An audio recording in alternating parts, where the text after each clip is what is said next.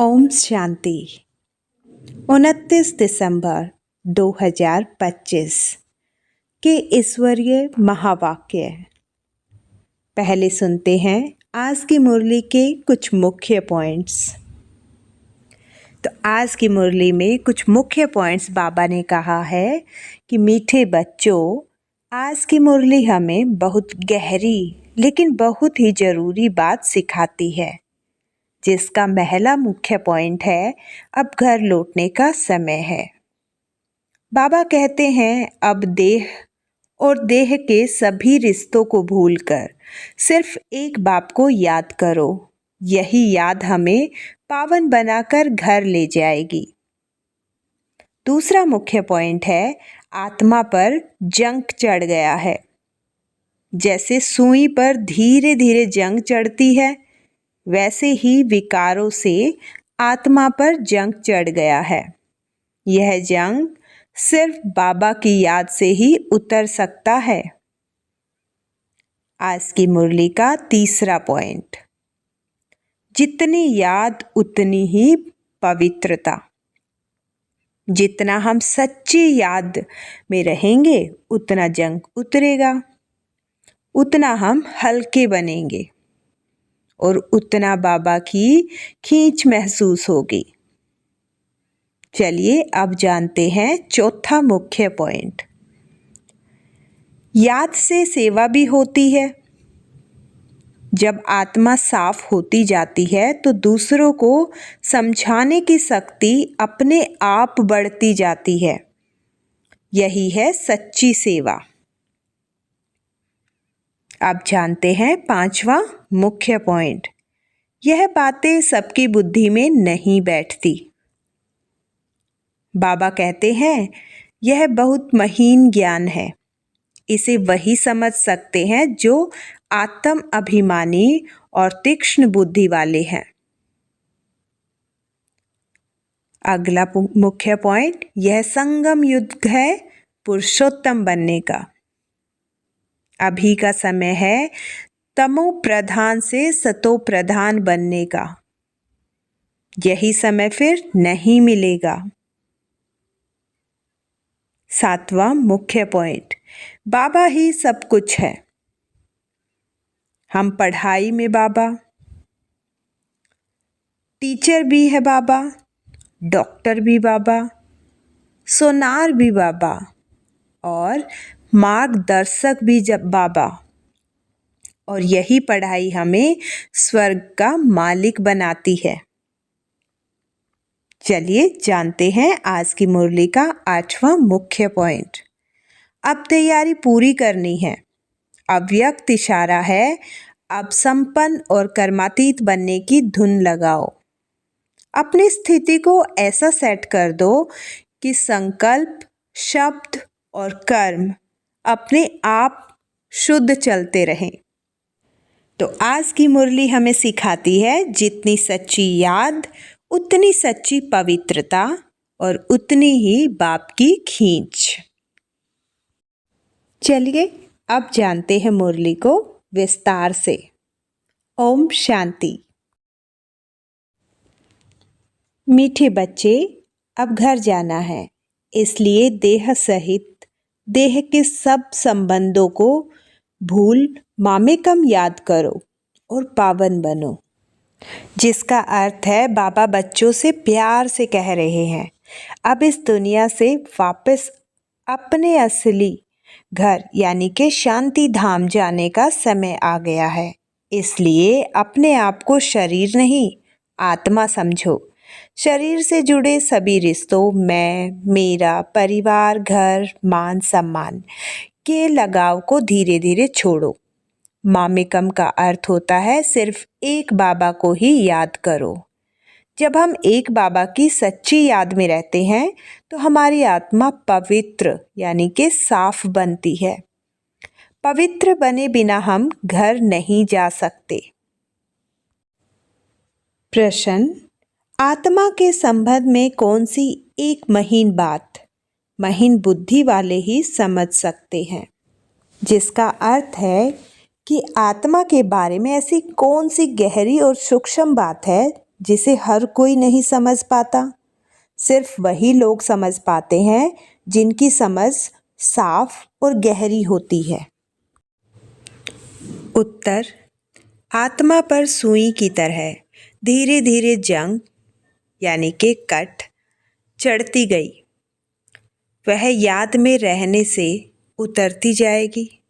जब जंग उतरे अर्थात आत्मा तमो प्रधान से सतो प्रधान बने, तब बाप की खींच हो और वह बाप के साथ वापस जा सके।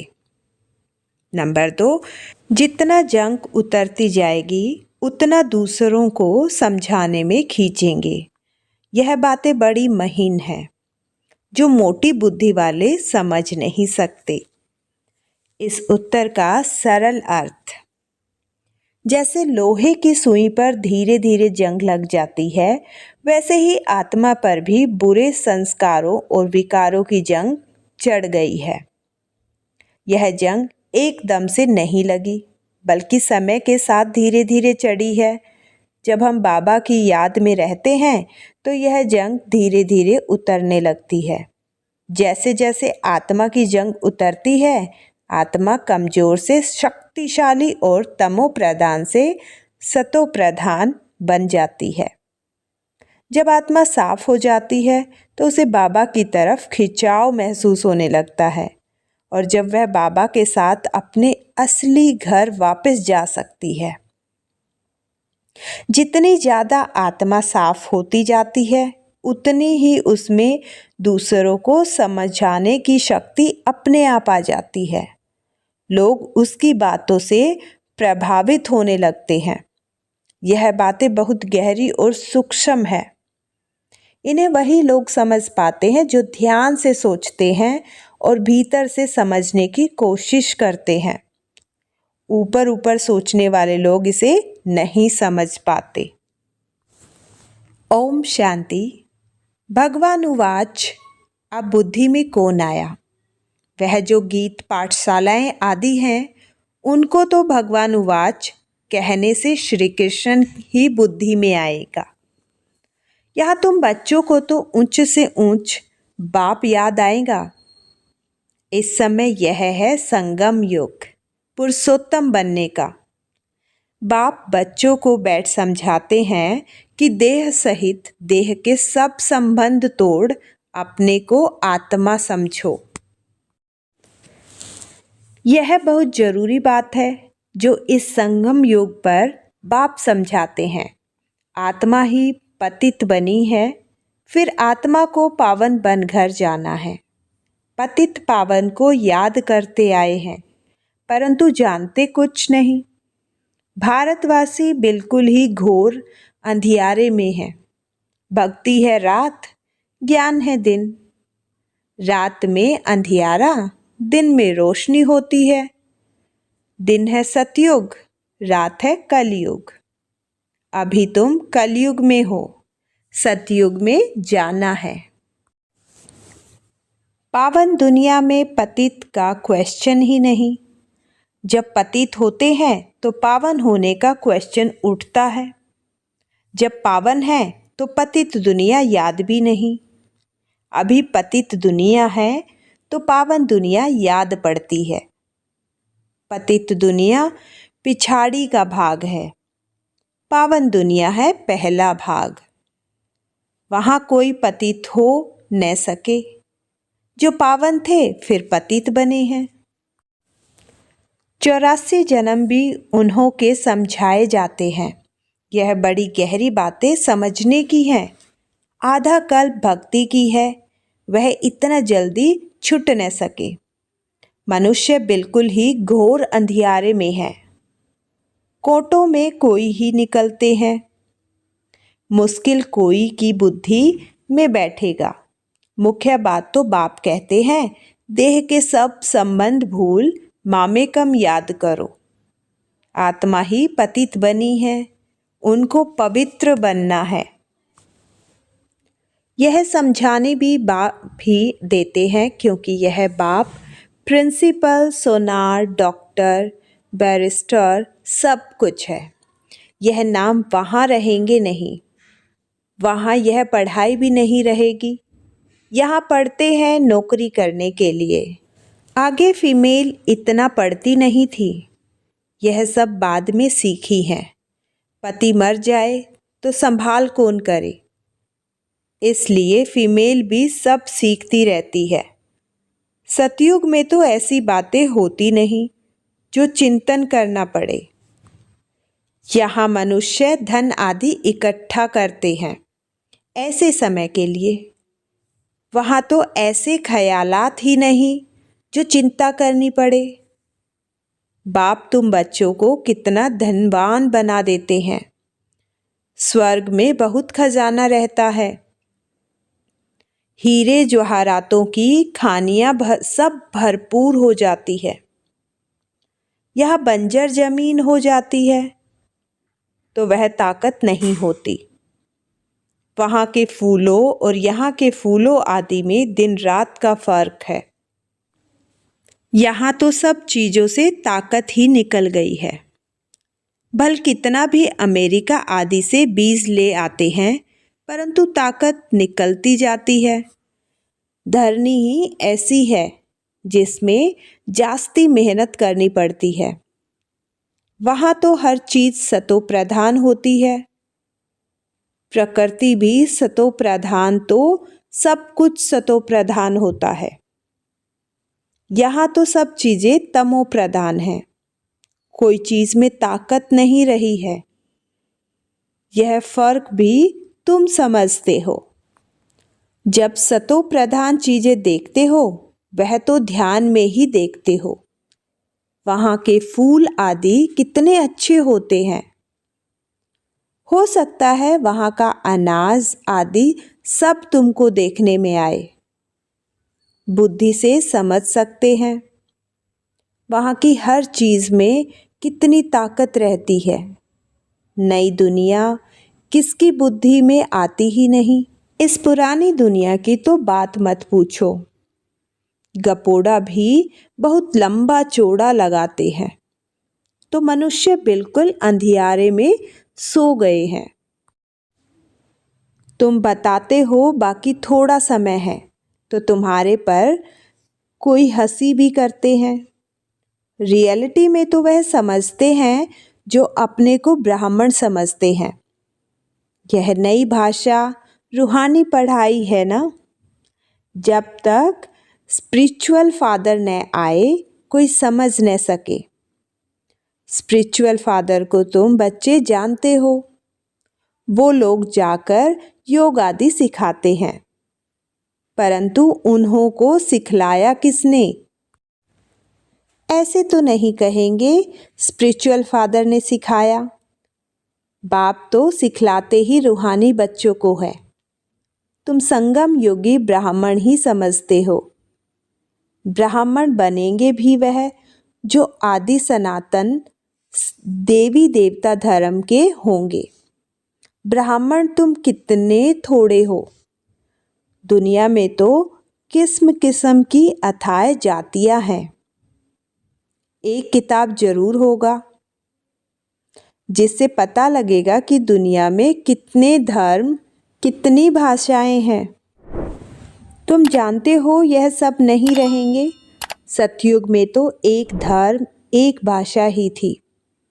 सृष्टि चक्र को तुमने जाना है तो भाषाओं को भी जान सकते हो कि यह सब रहेंगे नहीं। इतने शब्द शांति धाम चले जाएंगे। यह सृष्टि का ज्ञान अभी तुम बच्चों को मिला है। तुम मनुष्यों को समझाते हो फिर भी समझते थोड़ी हैं। कोई बड़े आदमियों से ओपनिंग भी इसलिए कराते हैं क्योंकि नामी गिरामी है। आवाज फैलेगा, वाह, प्रेसिडेंट प्राइम मिनिस्टर ने ओपनिंग की। यह बाबा जाएं तो मनुष्य थोड़े ही समझेंगे। परमपिता परमात्मा ने ओपनिंग की, मानेंगे नहीं। कोई बड़ा आदमी कमिश्नर आदि आएगा तो उसके पीछे और भी भागेंगे। इनके पीछे तो कोई नहीं भागेगा। अभी तुम ब्राह्मण बच्चों तो बहुत थोड़े हो। जब मेजॉरिटी होगी तब समझेंगे। अभी अगर समझ जाएं तो बाप के पास भागे। एक ने बच्ची को कहा था कि जिसने तुमको यह सिखाया, हम डायरेक्ट क्यों न उसके पास जाएं। परंतु सुई पर कट लगी हुई है तो चुंबक की कशिश कैसे हो। कट जब पूरी निकले तब चुंबक को पकड़ सके।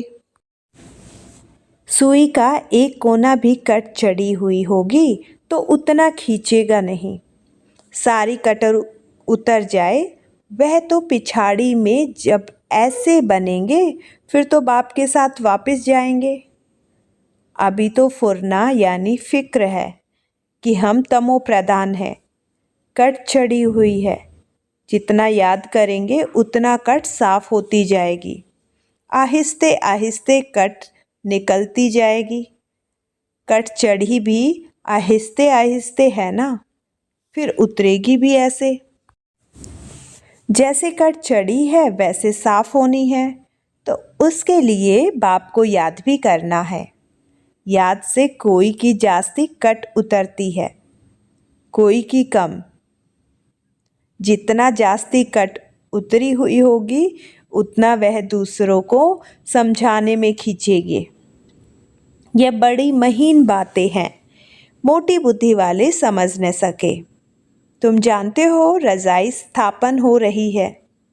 समझाने के लिए भी दिन प्रतिदिन युक्तियाँ निकलती रहती है। आगे थोड़े ही पता था कि प्रदर्शनियाँ, म्यूज़ियम आदि बनाएंगे। आगे चल हो सकता है और कुछ निकले। अभी टाइम तो पड़ा है। स्थापना होनी है, हार्ड फेल भी नहीं होना है। कर्मेंद्रियों को वश नहीं कर सके तो गिर पड़ते हैं। विकार में गए तो फिर सुई पर बहुत कट लग जाएगी। विकार से जास्ती कट चढ़ती जाती है। सतयुग त्रेता में बिल्कुल थोड़ी, फिर आधा कल्प में जल्दी जल्दी कट चढ़ती है, नीचे गिर पड़ते हैं। इसलिए निर्विकारी और विकारी गाया जाता है। वॉइसलेस देवताओं की निशानी है ना।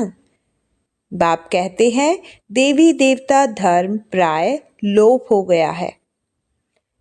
निशानियाँ तो है ना। सबसे अच्छी निशानी यह चित्र है। तुम यह लक्ष्मी नारायण का चित्र उठाए परिक्रमा दे सकते हो, क्योंकि तुम यह बनते हो ना। रावण राज्य का विनाश, राम राज्य की स्थापना होती है। यह राम राज्य, यह रावण राज्य, यह है संगम। ढेर की ढेर पॉइंट्स हैं। डॉक्टर लोगों की बुद्धि में कितनी दवाइयाँ याद रहती हैं।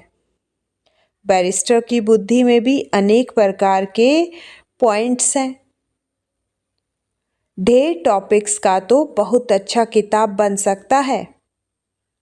फिर जब भाषण पर जाओ तो पॉइंट्स नज़र से निकालो। सुरूढ़ बुद्धि वाले झट देख लेंगे।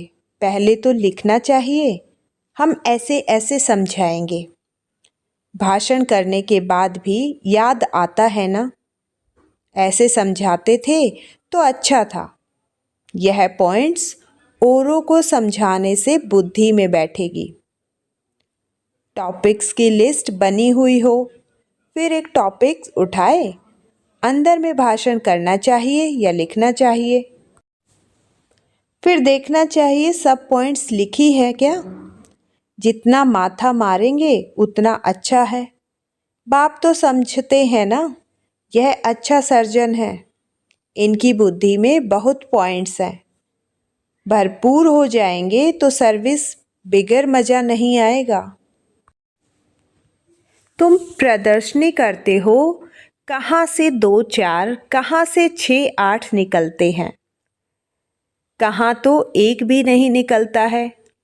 हजारों ने देखा, निकले कितने थोड़े। इसलिए अभी बड़े बड़े चित्र भी बनाते रहते हैं। तुम होशियार होते जाते हो। बड़े बड़े आदमियों का क्या हाल है। वह भी तुम देखते हो। बाबा ने समझाया है, जांच करनी है, किसको यह नॉलेज देनी चाहिए, रग देखनी चाहिए जो मेरे भक्त हों। गीता वालों को मुख्य बात एक ही समझाओ, भगवान ऊंचते ऊंच को ही कहा जाता है, वह है निराकार।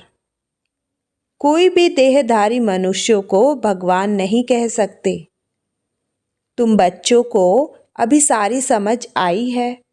सन्यासी भी घर का सन्यास कर भागते हैं, कोई ब्रह्मचारी ही चले जाते हैं, फिर दूसरे जन्म में भी ऐसे होता है। जन्म तो जरूर माता के गर्भ से ही लेते हैं। जब तक शादी नहीं की है तो बंधन मुक्त है। इतने कोई संबंधी आदि याद नहीं आएंगे। शादी की तो फिर संबंध याद आएंगे। टाइम लगता है, जल्दी बंधन मुक्त नहीं होते। अपनी जीवन कहानी का मालूम तो सबको रहता है। सन्यासी समझते होंगे, पहले हम गृहस्थी थे, फिर सन्यास किया। तुम्हारा है बड़ा सन्यास, इसलिए मेहनत होती है। वह सन्यासी भभूत लगाते हैं, बाल उतारते, वेश बदलते। तुम्हें तो ऐसा करने की दरकार नहीं। यहाँ तो ड्रेस बदलने की भी बात नहीं। तुम सफ़ेद साड़ी नहीं पहनो तो भी हर्जा नहीं। यह तो बुद्धि का ज्ञान है। हम आत्मा हैं, बाप को याद करना है, इससे ही कट निकलेगी और हम सतो प्रधान बन जाएंगे। वापस तो सबको जाना है। कोई योग बल से पावन बन जाएंगे, कोई सजा खाकर जाएंगे। तुम बच्चों को जंग उतारने की ही मेहनत करनी पड़ती है, इसलिए इनको योग अग्नि भी कहते हैं। अग्नि से पाप भस्म होते हैं, तुम पवित्र हो जाएंगे। काम चिता को भी अग्नि कहते हैं। काम अग्नि में जलकर काले बन गए हैं, अब बाप कहते हैं गोरा बनो। यह बातें तुम ब्राह्मणों के सिवाय कोई की बुद्धि में बैठ नहीं सकती। यह बातें ही न्यारी हैं। तुमको कहते हैं, यह तो शास्त्रों को भी नहीं मानते, नास्तिक बन पड़े हैं। बोलो, शास्त्र तो हम पढ़ते थे, फिर बाप ने ज्ञान दिया है। ज्ञान से शक्ति होती है। भगवान उवाच, वेद उपनिषद आदि पढ़ने, दान पुण्य आदि करने से कोई भी मेरे को प्राप्त नहीं करते। मेरे द्वारा ही मेरे को प्राप्त कर सकते हैं। बाप ही आकर लायक बनाते हैं। आत्मा पर जंग चढ़ जाती है, तब बाप को बुलाते हैं कि आकर पावन बनाओ। आत्मा जो तमो प्रधान बनी है, उसे तो प्रधान बनाना है। तमो प्रधान से तमो रजो सतो, फिर सतो प्रधान बनना है। अगर बीच में गड़बड़ हुई तो कट चढ़ जाएगी। बाप हमको इतना उच्च बनाते हैं तो वह खुशी रहनी चाहिए ना। विलायत में पढ़ने के लिए खुशी से जाते हैं ना। अभी तुम कितना समझदार बनते हो। कलयुग में कितना तमो प्रधान बेसमझ बन पड़ते हैं। जितना प्यार करो उतना और ही सामना करते। तुम बच्चे समझते हो कि हमारी राजधानी स्थापन होती है। जो अच्छी रीति पढ़ेंगे, याद में रहेंगे, वह अच्छा पद पाएंगे। सैपलिंग भारत से ही लगता है। दिन प्रतिदिन अखबार आदि से तुम्हारा नाम बाला होता जाएगा।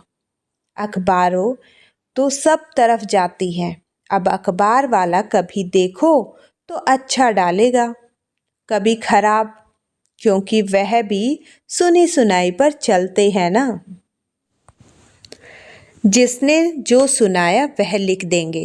सुनी सुनाई पर बहुत चलते हैं, उसको परमत कहा जाता है। परमत आसुरी मत हो गई है। बाप की है श्रीमत। कोई ने उल्टी बात बताई तो बस आना ही छोड़ देते हैं। जो सर्विस पर रहते हैं उन्हों को सब मालूम रहता है। यहाँ तुम जो भी सेवा करते हो यह है तुम्हारी नंबर 1 सेवा। यहाँ तुम सेवा करते हो वहाँ फल मिलता है। कर्तव्य तो यहाँ बाप के साथ करते हो ना। अच्छा, चलिए जानते हैं आज की मुरली के मुख्य सार। नंबर 1, आत्मा रूपी सुई पर जंग चढ़ी है, उसे योग बल से उतार सतो प्रधान बनने की मेहनत करनी है। कभी भी सुनी सुनाई बातों पर चलकर पढ़ाई नहीं छोड़नी है।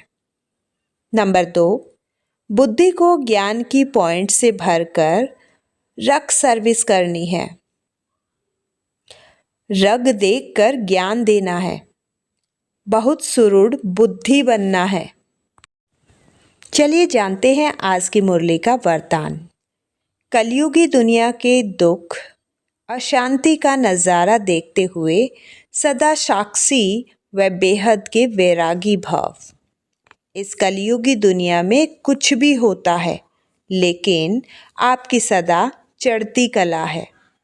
दुनिया के लिए हाहाकार है और आपके लिए जय जयकार है। आप किसी भी परिस्थिति से घबराते नहीं, क्योंकि आप पहले से ही तैयार हो। साक्षी होकर हर प्रकार का खेल देख रहे हो। कोई रोता है, चिल्लाता है, साक्षी होकर देखने में मज़ा आता है। जो कलयुगी दुनिया के दुख अशांति का नज़ारा साक्षी होकर देखते हैं, वह सहज ही बेहद के वैरागी बन जाते हैं। स्लोगन: कैसी भी धरनी तैयार करनी है तो वाणी के साथ वृत्ति से सेवा करो। अव्यक्त इशारे: अब संपन्न व कर्मातीत बनने की धुन लगाओ। जैसे कोई मशीनरी को सेट किया जाता है तो एक बार सेट करने से फिर ऑटोमेटिकली चलती रहती है। इस रीति से अपनी संपूर्ण स्टेज व बाप के समान स्टेज व कर्मातीत स्थिति की स्टेज के सेट को ऐसा सेट कर दो जो फिर संकल्प, शब्द व कर्म उसी सेटिंग के प्रमाण ऑटोमेटिक चलते रहें।